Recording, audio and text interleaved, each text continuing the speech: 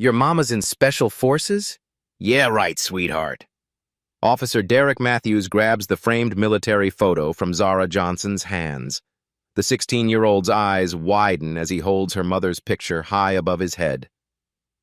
Black women playing soldiers? That's rich. His voice drips with mockery. Without warning, he hurls the frame to the asphalt. Glass explodes across the parking lot. Zara's treasured photo of her mother in a Special Forces uniform lies shattered, boot prints already marking the fragments. Matthews towers over the teenager, his shadow blocking the afternoon sun. Zara drops to her knees, desperately gathering the broken pieces. Her school uniform tears against the rough pavement as shoppers circle, phones recording.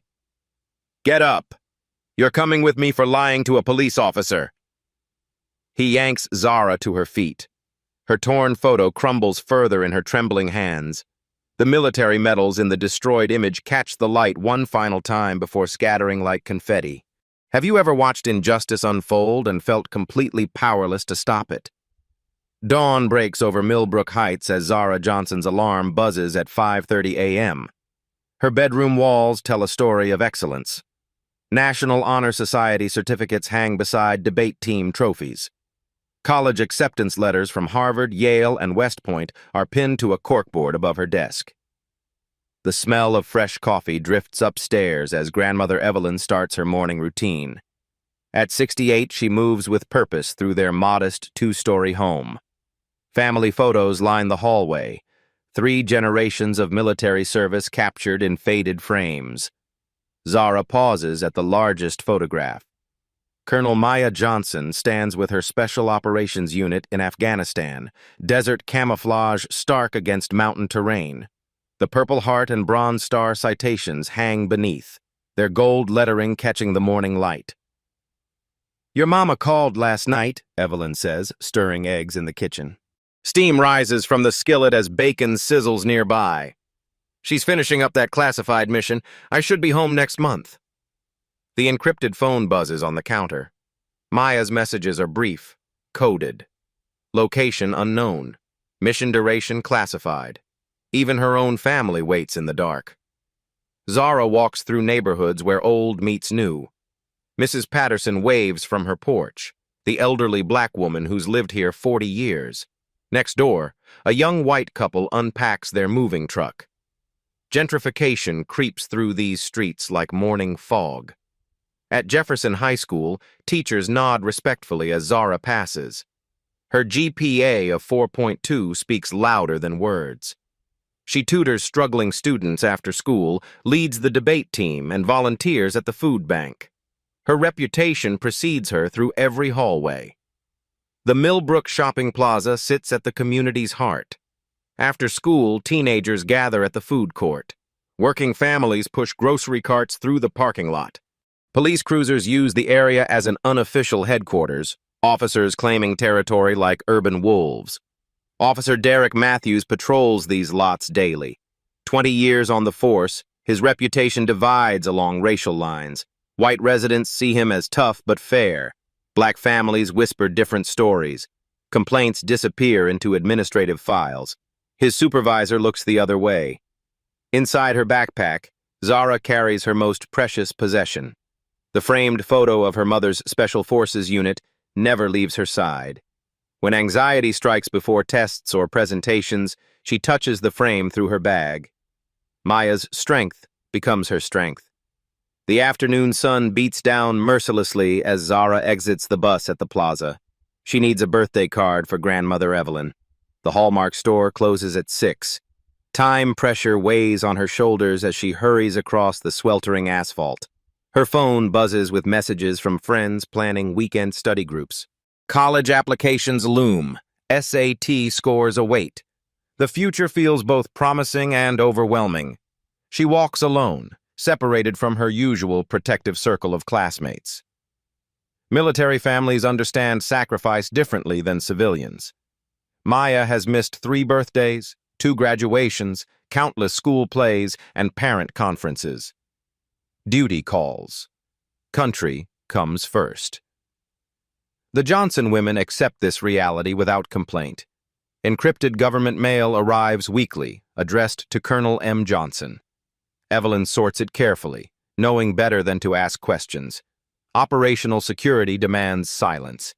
Even family members operate on a need-to-know basis. Local gossip networks don't understand Maya's absences. Some neighbors assume abandonment. Others whisper about baby mama drama. Few comprehend the reality of special operations deployments. The family endures judgment in silence. Matthews notices everything from his patrol car. Young black faces trigger his attention. Success stories like Zara frustrate his worldview. How dare this girl carry herself with such confidence? How dare her family claim military honor? The plaza buzzes with after-school activity. Children clutch their mothers' hands. Teenagers cluster around the GameStop. Senior citizens navigate with careful steps. This intersection of lives creates both community and conflict. Zara checks her watch. 4:30. Plenty of time to buy the card and catch the 5:15 bus.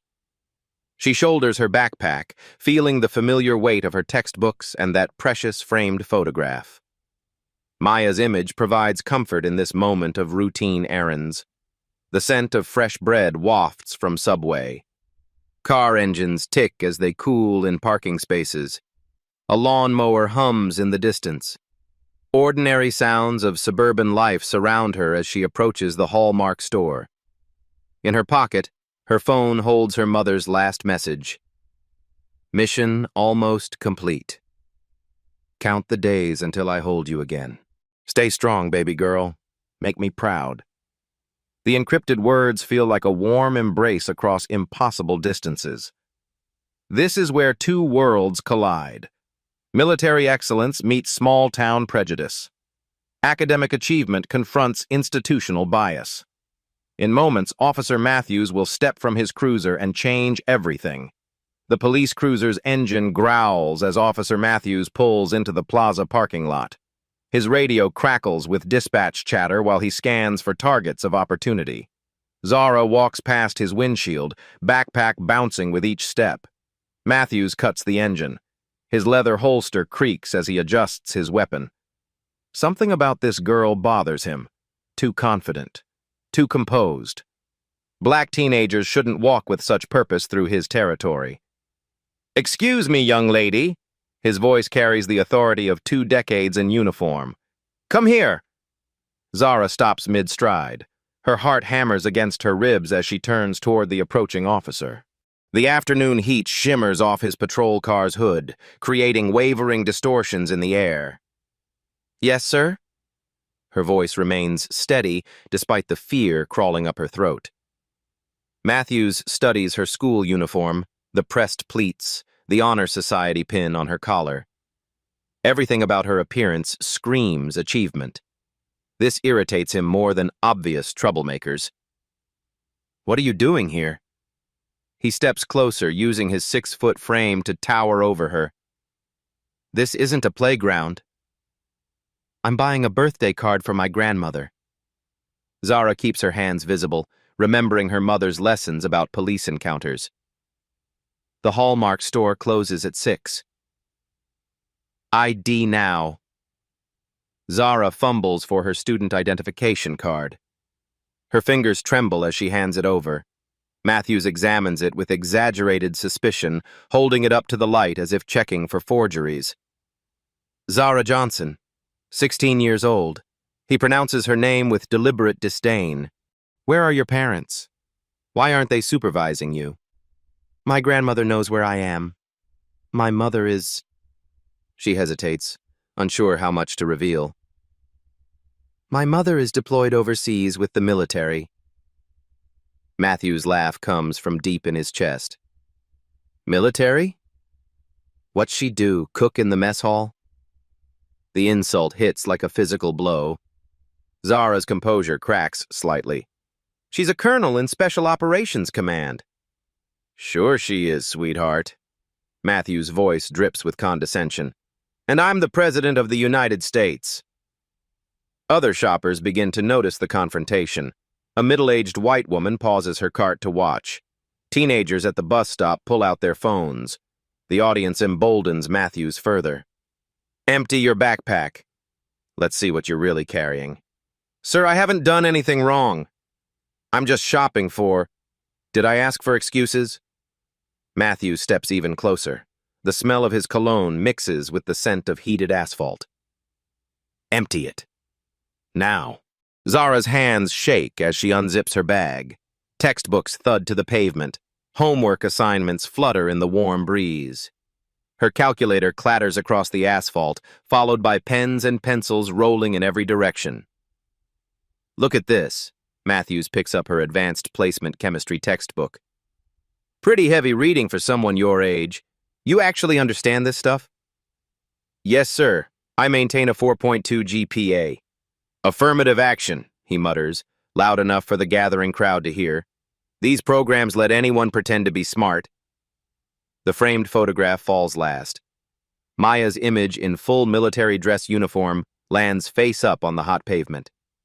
Matthews bends to examine it, his knees popping audibly. Well, well. What do we have here? He holds the frame aloft like evidence in a trial. This supposed to be your mama. Yes, sir. That's Colonel Maya Johnson with her Special Forces unit in Afghanistan. Matthews' laughter echoes off nearby cars. Special Forces? You really expect me to believe this fairy tale? It's not a fairy tale. She's earned the Purple Heart and Bronze Star. She's currently deployed on a classified... Stop lying to me. His voice turns dangerous. Black women don't serve in Special Forces. They don't command anything except maybe a kitchen crew. The racial slur hangs in the air like toxic smoke. Zara's eyes fill with tears, but she blinks them back. Her mother's training kicks in. Stay calm. Document everything. Survive the encounter. Sir, I can prove everything I've said. Just call Fort Bragg and ask for... I'm done listening to your stories. Matthews grabs Zara's arm, his fingers digging into her bicep through her school uniform. You're under arrest for providing false information to a police officer. I haven't provided false information. Everything I've told you is true. Resisting arrest, too. Matthews spins her around, forcing her hands behind her back. The metal handcuffs bite into her wrists as he applies them with unnecessary force. Bystanders gasp. Phones capture every moment. An elderly black man takes a step forward, but Matthews' glare stops him cold. Does anyone else want to interfere with official police business?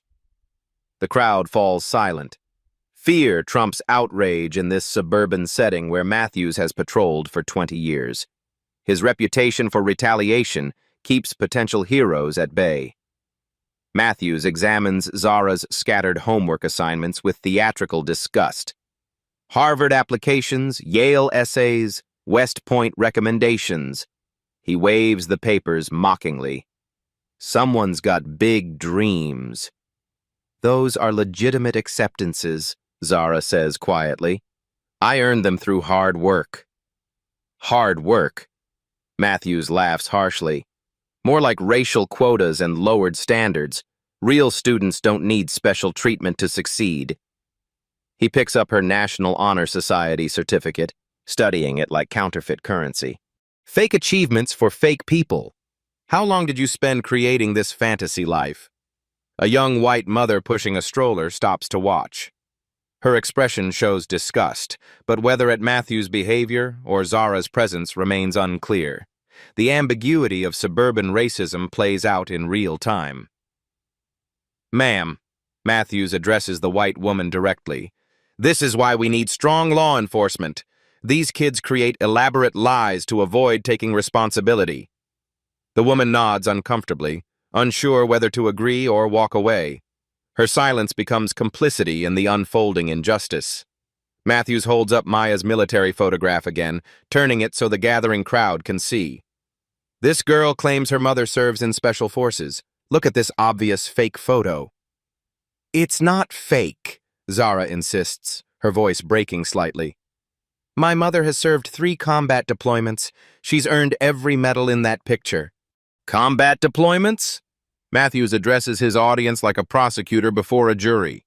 Black women don't serve in combat units. They work support roles, food service, administration, maybe communications. The racist assumption ignores decades of military integration and women's combat service, but Matthew's badge gives his ignorance the weight of authority. Please, sir. Just call Fort Bragg. Ask for Colonel Thompson in Special Operations Command. He'll verify everything. Colonel Thompson? Matthews laughs. Let me guess. Another black woman pretending to be military leadership? He's her commanding officer. He's white, male, 55 years old, served in Iraq and Afghanistan. He'll tell you exactly who my mother is. The specificity of Zara's details creates doubt in Matthew's narrative, but admitting error would undermine his authority. Better to double down on prejudice than acknowledge mistakes. Clever, he admits. You've thought this story through carefully. Probably practiced it in front of a mirror. Matthews deliberately drops the framed photograph. Glass shatters across the asphalt in crystalline fragments. Maya's image tears as the frame breaks apart, her military medals separating from her proud face. Oops. His smile reveals perfect white teeth. Guess your fake photo had an accident.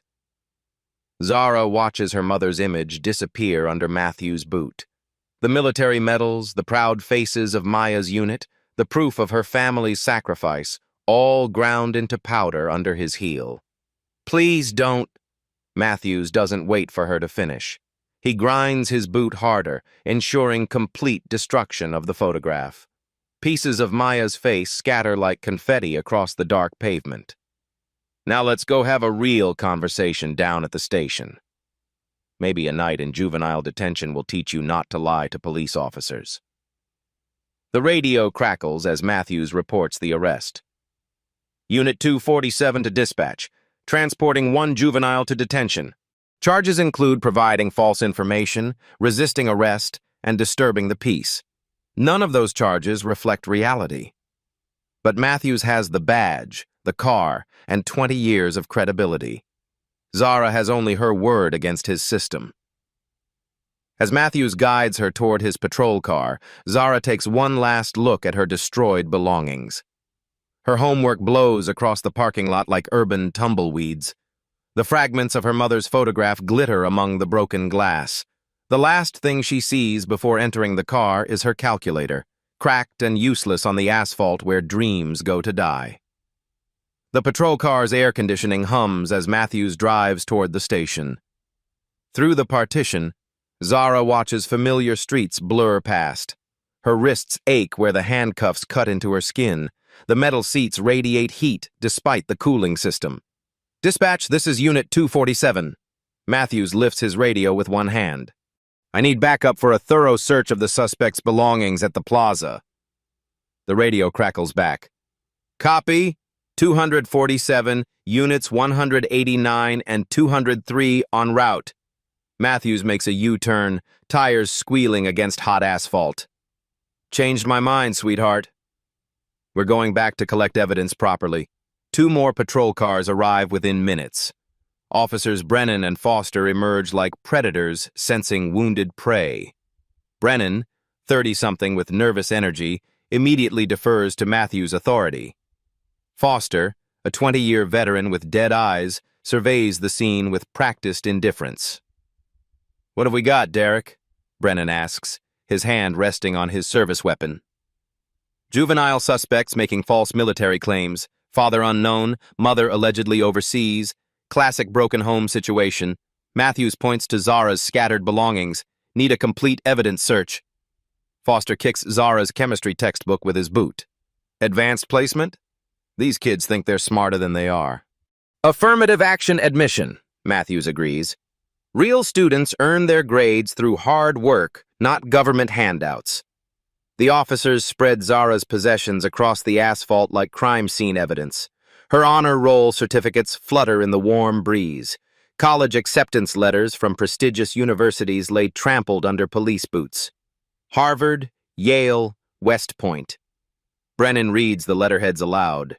Someone's got big dreams. Dreams built on lies, Matthews corrects. These diversity programs lower standards for certain people. Real merit doesn't need special treatment. Through the car window, Zara watches them destroy her academic achievements. Her throat constricts as Foster picks up her West Point acceptance letter, examining it like suspicious currency. Military Academy wants this girl? Foster laughs. What's next? The Space Force? Her mother supposedly serves in Special Forces, Matthews explains. Claims she's some kind of war hero with medals and everything. Black women in Special Forces? Brennan shakes his head. That's Hollywood fiction, not reality. Matthews retrieves the broken picture frame from where he'd dropped it. Maya's torn photograph shows only fragments now, part of a uniform here, a medal there, broken faces of forgotten soldiers. This was her proof. Matthews holds up the pieces. Probably downloaded from the internet and printed at Kinko's. Foster examines the fragments with exaggerated seriousness. Professional photo, military uniforms, authentic-looking medals. Someone put effort into this fake. Stolen valor, Brennan nods sagely. It's a federal crime to impersonate military personnel. The accusation hits Zara like a physical blow. Her mother has bled for this country, missed birthdays and holidays, risked everything in foreign deserts. Now these men reduce her sacrifice to internet fraud. Sir, Zara calls through the partition. Please call Fort Bragg. Ask for Colonel Thompson in Special Operations Command. He can verify my mother's service. Matthews ignores her completely. He's found his narrative and nothing will shake it loose. Check this out. Foster holds up Zara's phone. Password protected. Wonder what she's hiding. Probably drug contacts, Matthews suggests. These honor student types are the worst dealers. They fly under the radar. Want me to get a warrant for the phone? Brennan asks. Nah, we've got enough for juvenile charges. Let the family court sort out her lies. A small crowd gathers at a safe distance. Suburban shoppers clutch their purchases while watching the police theater unfold. Some record with phones, but none approach close enough to hear the officer's casual racism. Matthews opens his patrol car's front door and retrieves a digital camera. He begins photographing the scene. Zara's belongings scattered across the pavement, the broken frame, her textbooks splayed open like wounded birds.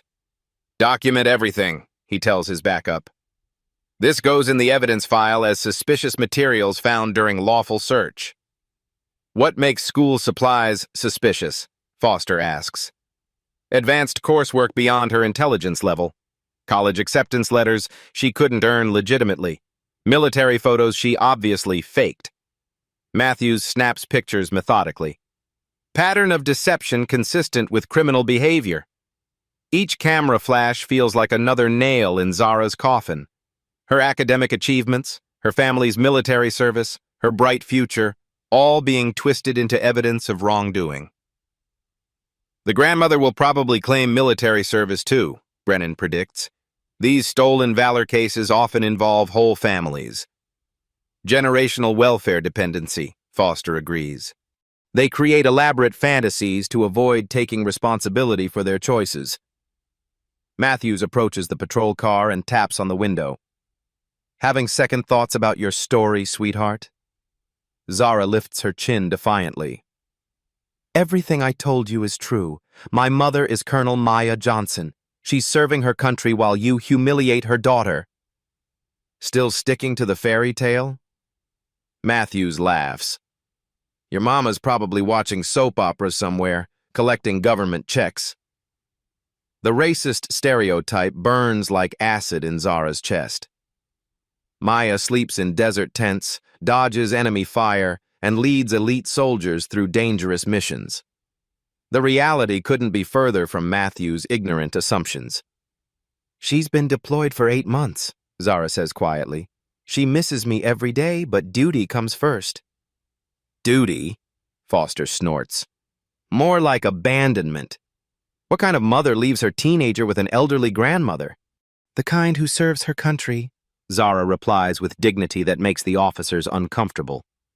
Matthews slams his palm against the car roof. The sound reverberates through the metal like thunder. Enough lies! You're going to juvenile detention until we sort this out. How long? Zara's voice cracks slightly. However long it takes, Matthews replies. Could be days, could be weeks. Depends on how cooperative you become. The threat hangs in the air like summer humidity. In Matthews' world, cooperation means accepting his version of reality. Admitting her mother is a fraud, confessing to crimes she didn't commit.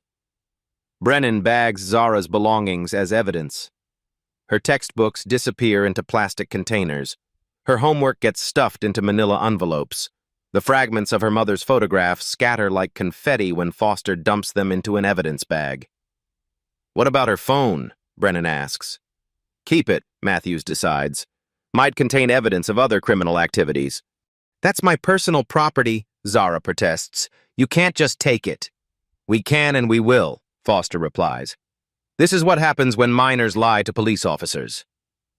Matthews starts the engine.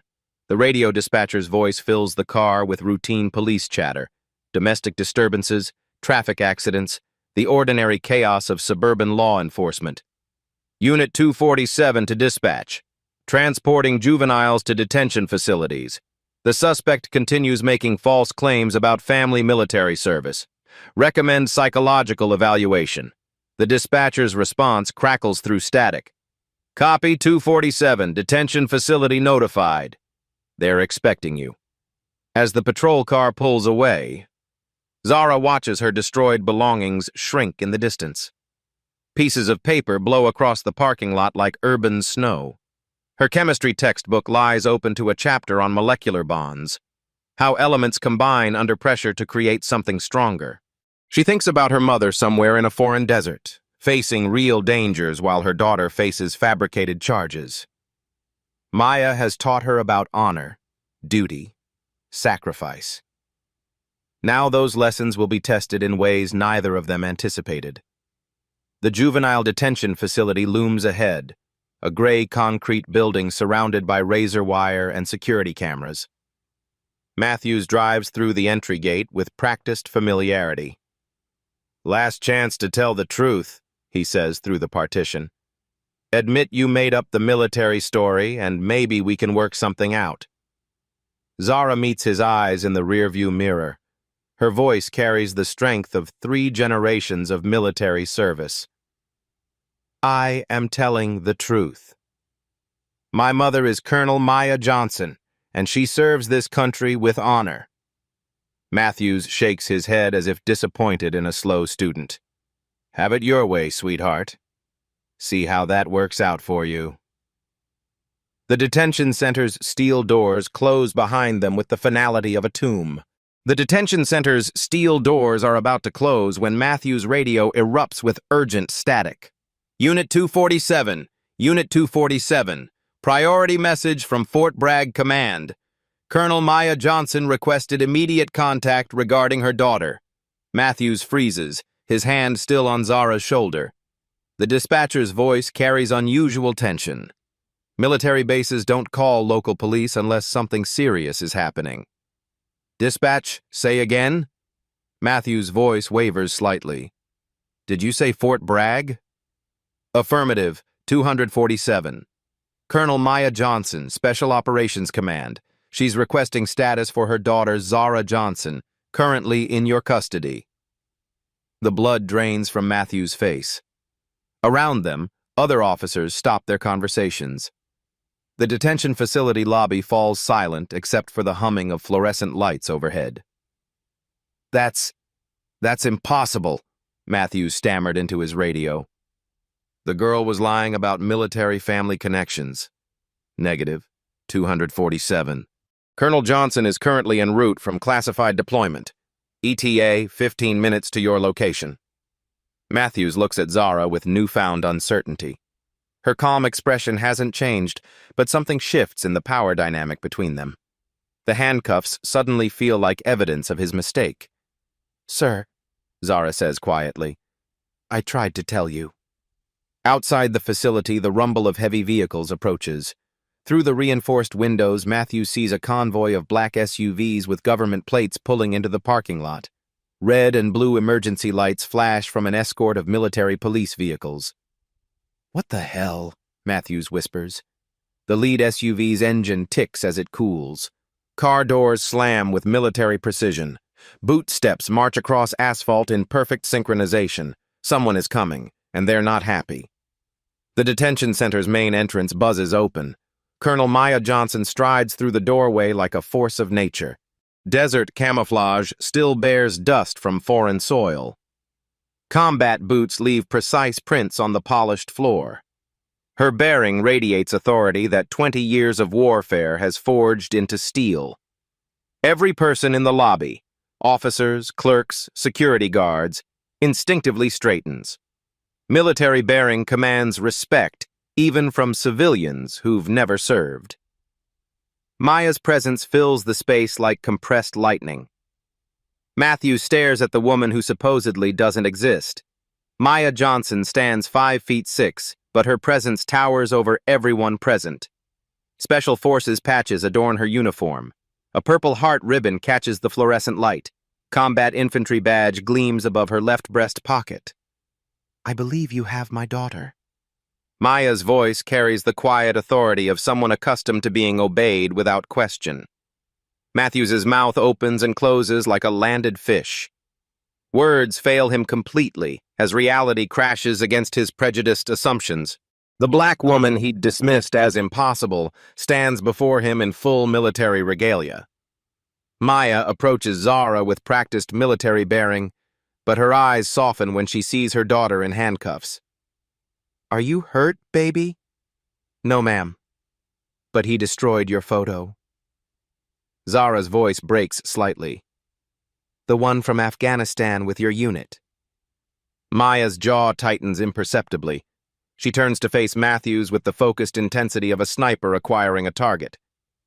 "Officer, I need an immediate explanation for why my daughter is in custody." "Ma'am, there was a misunderstanding." Matthews fumbles for words. "She claimed family military connections, and I thought—" "You thought what, exactly?" Maya's voice remains level, but danger lurks beneath the surface. "You thought black women don't serve in special forces?" The lobby witnesses Matthews' complete deflation. His earlier swagger evaporates under Maya's professional composure. Authority has shifted completely, and everyone present feels the reversal. "Colonel, I sincerely apologize. I was just following protocol." "Protocol?" Maya cuts him off. "Was it protocol to destroy personal military property? To handcuff a minor without probable cause? To make racist assumptions about military families?" Behind Maya, two more figures enter the lobby. Lieutenant Colonel Thompson, a weathered white man with silver hair, wears dress blues adorned with combat ribbons. Command Sergeant Major Rodriguez, a Hispanic woman with kind eyes and warrior scars, flanks Maya's left side. "This is my commanding officer, Lieutenant Colonel Thompson, and Command Sergeant Major Rodriguez," Maya announces. They wanted to meet the officer who finds it impossible for black women to serve in elite units. Thompson steps forward, his voice carrying the authority of 30 years in uniform. "Son, I've served with Colonel Johnson in 3 combat zones. She's saved more American lives than you've probably met in your entire career." Matthews wilts further under the collective military presence. These aren't the criminals or troublemakers he's used to intimidating. These are genuine American heroes, and his behavior has dishonored everything they represent. "Colonel Johnson earned her Special Forces tab the same way every operator does," Rodriguez adds, "through blood, sweat, and excellence. She's forgotten more about service and sacrifice than most people will ever learn." Maya kneels beside her daughter, producing keys to unlock the handcuffs. "These come off now." Matthews doesn't dare object. The metal restraints fall away from Zara's wrists, revealing red marks where they'd bitten into her skin. Maya gently rubs circulation back into her daughter's hands. "Mommy, I'm sorry about your picture," Zara whispers. "Pictures can be replaced, baby." "You can't." Maya stands, placing protective hands on her daughter's shoulders. Now let's discuss how this situation gets resolved. The power dynamic has completely reversed. Matthews, so confident an hour ago, now faces 3 decorated combat veterans who've witnessed his unprofessional conduct. His career hangs in the balance, and everyone in the room knows it. Outside, more military vehicles arrive. Word spreads quickly through military networks when one of their own faces harassment. The cavalry has arrived, and justice is about to be served. Matthew's hands tremble as he fumbles with his radio. Sweat beads on his forehead despite the air conditioning humming overhead. The smell of his nervous perspiration mingles with the institutional disinfectant of the detention center. "Colonel, I want to offer my deepest apologies," Matthews begins, his voice cracking like a teenager's. "There was clearly a miscommunication. I was simply doing my job, following standard procedures for—" Maya raises one hand, silencing him with military efficiency. "Officer Matthews, you accused my daughter of stolen valor. You destroyed military property. You arrested a minor without probable cause based purely on racial assumptions." Each word hits like a physical blow. Matthews staggers slightly, gripping the reception desk for support. The other officers in the lobby watch his public humiliation with a mixture of discomfort and fascination. Lieutenant Colonel Thompson pulls out his phone, scrolling through official contacts. "I'm calling your chief of police right now. This incident requires immediate administrative review." "Sir, please, that's not necessary," Matthews pleads. "We can handle this internally. No need to involve—" "Chief Carson? This is Lieutenant Colonel Thompson, Special Operations Command." Thompson's voice carries across the silent lobby.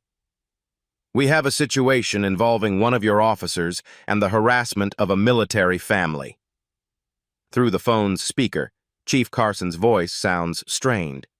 "What kind of situation, Colonel?" "Your officer Matthews arrested the daughter of one of my colonels based on his belief that black women don't serve in special forces.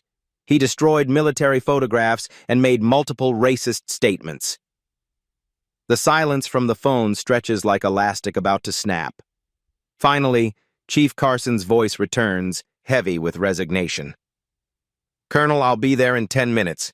Officer Matthews is suspended immediately pending investigation." Matthews' face goes pale. "Chief, you can't suspend me over a simple misunderstanding." "Derek, shut your mouth and hand over your badge." Carson's voice crackles through the speaker. "You've done enough damage for one day." Sergeant Hayes arrives within minutes, her 25 years of experience evident in her no-nonsense approach.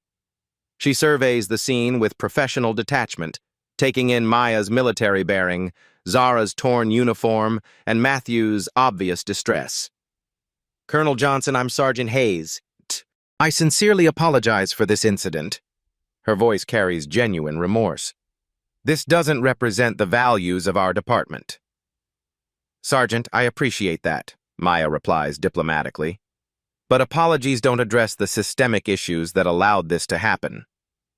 Hayes nods grimly. "You're absolutely right. Officer Matthews, surrender your weapon, badge, and patrol car keys immediately." Matthews' hands shake as he removes his service weapon from its holster. The leather squeaks as he places it on the reception desk. His badge follows, the metal clanking against the wood surface like a funeral bell. 20 years of service, Matthews whispers. "This is how it ends?" "This is how racism ends," Maya corrects. "Your service record ended the moment you decided my family was less worthy of respect than others." Command Sergeant Major Rodriguez steps forward, her voice carrying the weight of decades in uniform. "Officer Matthews, I've buried soldiers who died protecting your right to serve this community. They were black, white, Hispanic, Asian, Native American. They all bled the same color. The detention center's security cameras have recorded everything." Maya notes their positions with tactical precision, already building her case for federal civil rights violations. "I want copies of all surveillance footage from the parking lot incident and this facility," Maya announces. "This goes beyond local police misconduct into federal civil rights territory." Hayes nods reluctantly. "Colonel, you have every right to pursue federal charges. We'll cooperate fully with any investigation. Chief Carson arrives with the sound of squealing tires in the parking lot. His heavy footsteps echo through the lobby as he enters, uniform wrinkled from hasty dressing. His face shows the exhaustion of a man whose department just became national news. Colonel Johnson, I'm Chief Carson. This is a disgrace to our department and our community. He extends his hand, which Maya accepts with professional courtesy. Chief, your officer's actions reflect deeper problems than individual bias, Maya states calmly. This suggests inadequate training, poor supervision, and institutional tolerance for discriminatory behavior. Carson winces but doesn't argue. You're right. We clearly have work to do. Outside, news vans begin arriving. Social media has already amplified the story beyond local boundaries. Hashtags trend nationwide. Hashtag justice for Zara. Hashtag military families matter. Hashtag accountable policing. Matthews watches his career implode through the lobby windows. 20 years of authority evaporate like steam in summer heat. His pension, his reputation, his identity as a law enforcement officer, all casualties of his own prejudice. Officer Matthews, Maya addresses him directly, you had multiple opportunities to verify my daughter's claims. You chose assumptions over investigation. You chose prejudice over professionalism. Matthews opens his mouth to respond, but no words come. What defense exists for the indefensible? How does someone explain away decades of bias in a single moment? The last thing he sees before being escorted out is Zara, standing tall beside her mother, both women radiating the dignity he'd tried so hard to destroy. 3 days after the incident, Detective Michael Torres arrives at the Millbrook Heights Police Department with a thick manila folder. His internal affairs badge catches the morning light streaming through the precinct windows. The coffee maker gurgles in the break room while officers whisper about the military family situation. Torres spreads Matthews' personnel file across the conference table. 20 years of complaints, use of force reports, and citizen grievances paint a disturbing pattern. The paper trail rustles as he flips through documented incidents that previous supervisors had dismissed or buried. 17 formal complaints in 5 years, Torres announces to the assembled command staff, all involving racial minorities. Excessive force, discriminatory stops, verbal harassment. How did this slip through the cracks? Chief Carson shifts uncomfortably in his chair. The leather squeaks under his weight as he reviews documents that should have triggered intervention years earlier. We followed standard procedures for complaint resolution. Standard procedures that allowed bias to fester, Torres replies coldly. The Johnson incident is the tip of the iceberg. Meanwhile, across town, FBI Special Agent Sarah Mitchell interviews witnesses at the shopping plaza. Her credentials draw cooperation from store managers who'd remained silent for too long. Security cameras yield hours of footage showing Matthews' pattern of targeting minority shoppers. The Hallmark store manager, Mrs. Lane, wrings her hands nervously. I saw him harass teenagers before, but nobody ever complained officially. People were scared to report police officers. Agent Mitchell's pen scratches across her notepad. How often did this happen? Monthly, maybe more. Always kids of color. Always some excuse about loitering or suspicious behavior. Mrs. Lane's accent thickens with emotion. I should have spoken up sooner. The investigation expands rapidly. Federal oversight triggers comprehensive reviews of police practices, hiring standards, and community relations. The Department of Justice Civil Rights Division opens a formal investigation into systemic discrimination within the department.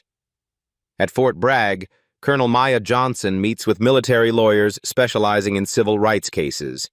The conference room smells of fresh coffee and determination as legal strategies take shape around a polished oak table. The federal case is solid, Attorney Janet Walsh explains, adjusting her wire-rimmed glasses. Civil rights violations, evidence tampering, filing false reports. Matthews faces serious prison time. Maya studies the legal briefs with tactical precision. What about institutional changes? Individual punishment isn't enough if the system remains broken. We're seeking a federal consent decree, Walsh continues. mandatory reforms, community oversight, federal monitoring. This goes beyond Matthews to address root causes. News crews descend on Millbrook Heights like storm clouds. Satellite trucks line Main Street while reporters interview community members about their experiences with local police. The story spreads across national networks, social media platforms amplifying voices previously silenced by fear. CNN's evening broadcast features Maya in her dress uniform, medals gleaming under studio lights. Her composed demeanor contrasts sharply with footage of Matthews' aggressive behavior from the plaza security cameras. "Colonel Johnson, what do you want to see come from this incident?" the anchor asks. Maya looks directly into the camera. Real change. Not just apologies or sensitivity training, but fundamental shifts in how police departments hire, train, and supervise their officers. My daughter's experience can't be in vain. The Millbrook Heights City Council convenes emergency sessions as community pressure mounts. Citizens pack the meeting hall, their voices echoing off wood-paneled walls as they demand accountability and reform. Mrs. Patterson, the elderly neighbor who'd waved at Zara each morning, approaches the microphone with shaking hands. "I've lived here 40 years. I watched that man harass our children, our families. Today we say enough is enough." Applause thunders through the chamber. City council members, previously comfortable with the status quo, now face political pressure they can't ignore. Reform becomes a survival necessity rather than a moral choice. District Attorney Jennifer Wang reviews the criminal case files in her downtown office. Legal precedents stack like building blocks on her mahogany desk while she constructs charges that will survive appellate review. "Multiple federal violations," she tells her prosecution team. "Civil rights conspiracy, evidence tampering, filing false police reports, child endangerment. We're seeking maximum sentences to send a clear message." The grand jury indictment comes down like thunder. Matthews faces 18 months in federal prison, lifetime ban from law enforcement, substantial fines, and mandatory community service with military family support organizations. The charges make headlines nationwide. At the federal courthouse, Maya testifies with devastating effectiveness. Her words carry the authority of someone who's faced enemy fire and emerged stronger. Matthews sits at the defendant's table, his cheap suit a stark contrast to Maya's crisp military bearing. "Officer Matthews had multiple opportunities to verify my daughter's claims," Maya states from the witness stand. "He chose prejudice over investigation, assumptions over facts. His actions dishonor every person who wears a uniform in service to others." Character witnesses fill the courtroom gallery. Zara's teachers describe her academic excellence. Community leaders speak about the Johnson family's contributions. Fellow Special Forces operators share stories of Maya's courage under fire. Sergeant First Class Williams, a white soldier who'd served under Maya in Afghanistan, takes the stand with visible emotion. "Colonel Johnson saved my life in Kandahar. She carried me to safety under enemy fire. Any man who disrespects her disrespects every soldier who's ever worn the uniform." The defense attorney's cross-examination crumbles against overwhelming evidence. Video footage, witness testimony, and Matthews' own radio transmissions create an airtight case of deliberate discrimination and abuse of power.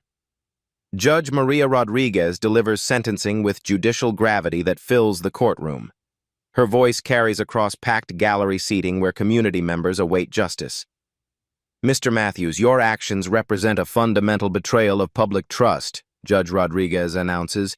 "You swore to protect and serve, yet you targeted a military family with harassment and discrimination."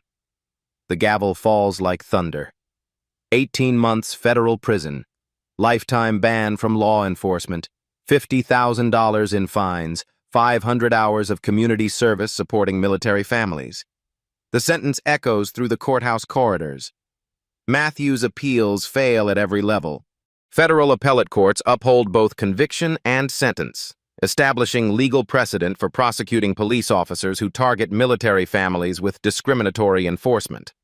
The civil settlement follows quickly. The Millbrook Heights Police Department agrees to pay the Johnson family $200,000 plus comprehensive reforms. Federal monitors will oversee operations for 5 years minimum. New policies emerge from the legal settlements. Mandatory bias training every 6 months.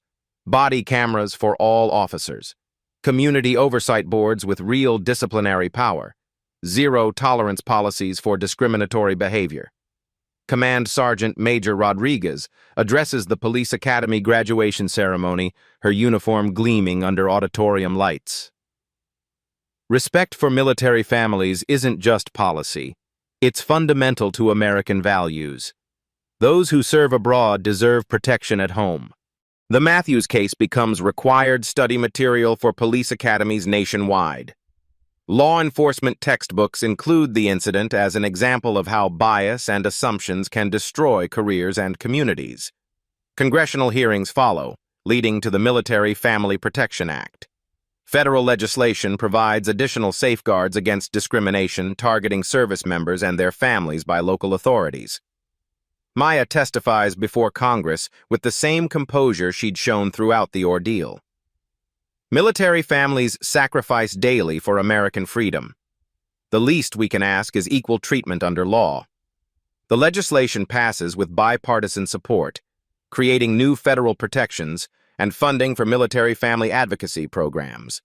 6 months later, morning sunlight streams through the windows of Jefferson High School's auditorium. The scent of fresh flowers mingles with the anticipation of 300 assembled families. Graduation day has arrived, and Zara Johnson stands at the podium as class valedictorian. Her navy blue cap and gown complement the gold honor cords draped across her shoulders. In the front row, Colonel Maya Johnson sits in dress uniform, her silver star gleaming alongside the Purple Heart she'd earned during her recent promotion ceremony. Grandmother Evelyn dabs at her eyes with a tissue, pride radiating from her weathered face. Fellow graduates, we've learned that justice isn't automatic. Zara's voice carries clearly through the sound system. It requires courage to stand up, voices to speak truth, and communities willing to demand better. The audience listens intently as she recounts lessons learned not from textbooks, but from confronting injustice head-on. Her words carry weight beyond her 16 years, forged in the crucible of that parking lot encounter. My mother taught me that service means protecting others, especially those who can't protect themselves. Today, I'm proud to announce my appointment to the United States Military Academy at West Point. Thunderous applause erupts from the crowd. Maya's eyes glisten with tears she refuses to let fall. 3 generations of military service continue through her daughter's commitment to serve others. Behind the graduation ceremony, Millbrook Heights has transformed dramatically. The police department operates under federal oversight, implementing reforms that have reduced citizen complaints by 80%. Community trust, once shattered, slowly rebuilds through transparency and accountability. Chief Carson addresses the monthly community meeting in the same gymnasium where protests once demanded justice. His uniform bears new patches indicating completion of advanced civil rights training. We've learned that serving all residents equally isn't just policy, it's our sacred duty. The audience includes faces from every demographic: Black families who'd feared police encounters, white residents learning about privilege, Hispanic immigrants finding their voices. Change flows through the community like spring water through parched ground. Derek Matthews serves his sentence at Federal Correctional Institution Beckley, where his prison uniform replaces the police badge he'd worn with such arrogance. His cell block assignment includes mandatory counseling sessions addressing racial bias and abuse of authority. During visiting hours, his ex-wife brings divorce papers that cite irreconcilable differences. His children, embarrassed by national news coverage, refuse contact. The consequences of prejudice extend far beyond legal penalties into personal devastation. His community service requirement, once completed, involves working with military family support organizations. Former enemies become teachers. As veterans share stories of sacrifice, Matthews never bothered to understand. Humility replaces arrogance slowly, painfully, necessarily. Maya speaks at police academies across the nation. Her presentation titled, Military Families, Heroes at Home and Abroad. Training officers listen intently as she describes the military family experience, deployments, separations, the constant balance between duty and family. When you see a military child, she tells recruits, remember they've sacrificed too. Missed birthdays, empty chairs at dinner tables, worry about parents in dangerous places. They deserve your respect, not your suspicion. The training materials include video footage from Matthew's arrest of Zara. New officers watch the incident unfold, discussing decision points where bias overrode professionalism. The case study prevents future tragedies through education. Congressional testimony leads to expanded military family support programs. Federal funding increases for counseling services, educational assistance, and community integration programs. Maya's advocacy transforms personal pain into national policy. At Fort Bragg, Maya's promotion to brigade commander represents more than career advancement. She becomes the first black woman to command a special operations unit at that level. Her office walls display photos from Afghanistan, alongside pictures of Zara's graduation. The torn photograph Matthews destroyed has been professionally restored. Maya keeps it on her desk as a reminder that dignity survives even deliberate attempts at destruction. The images of her fallen comrades inspire continued service to military families facing discrimination. Zara's first year at West Point exceeds all expectations. She majors in international relations while maintaining academic excellence that earned her original appointment. Her professors note unusual maturity in someone so young, wisdom gained through adversity most people never face. During summer break, she returns to Millbrook Heights as a role model for younger students. Her story demonstrates that individual courage can spark systemic change when supported by community action. That day in the parking lot, I learned that staying silent enables injustice, she tells the middle school assembly. Speaking truth requires courage, but change only happens when we're brave enough to demand better. The final frame shows Maya and Zara together at the annual Military Family Appreciation Day, now held in Millbrook Heights each September. The event brings together service members, police officers, and community leaders in celebration of mutual respect and understanding. Officer Matthews thought it impossible for black women to serve in special forces. His assumptions cost him everything while teaching a nation about the price of prejudice. What impossible assumptions are you ready to challenge in your own community? Share this story if you believe justice should be colorblind. Subscribe to Black Voices Uncut for more stories about standing up for what's right. Hit the notification bell so you never miss an update about real change happening one conversation at a time. Tell us in the comments, have you witnessed discrimination against military families? How can communities better support those who serve? What will your contribution be to creating a more just society? Real change happens through individual actions multiplied by community courage.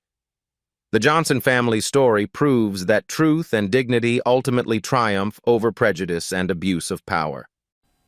At Black Voices Uncut, we don't polish away the pain or water down the message. We tell it like it is because the truth deserves nothing less.